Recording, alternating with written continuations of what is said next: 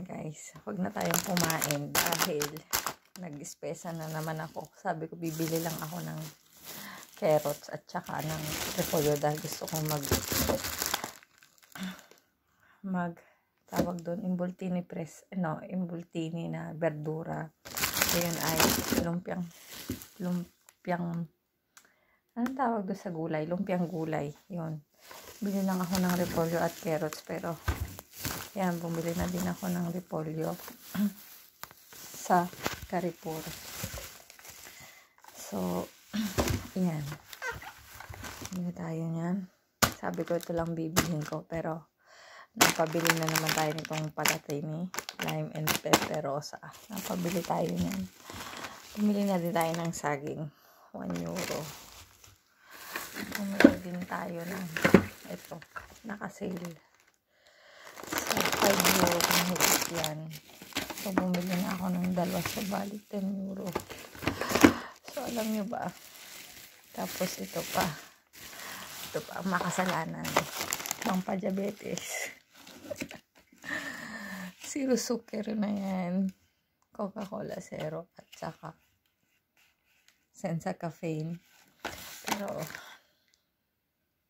sale din siya. 3 euro bale 4. So bumili na ako ng dalawa stock sa rep.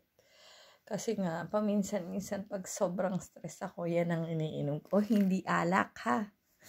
Alak ang iniinom ko pag masaya ako. Pag coke ang ininom ko, stress na ako. Yun, charit. Joke lang. Pero yan. Nag-stock na tayo. So, alam nyo ba, 25 euro ang aking inispesa. Kahapon nag-spesa ako, nag-grocery ako. 25 euro din. Ngayon, 25 euro, 50 euro na. So, huwag na tayong kumain para meron pang mani. Tapos, bumili din ako nitong mani. Favorite ko kasi itong mani. Yan.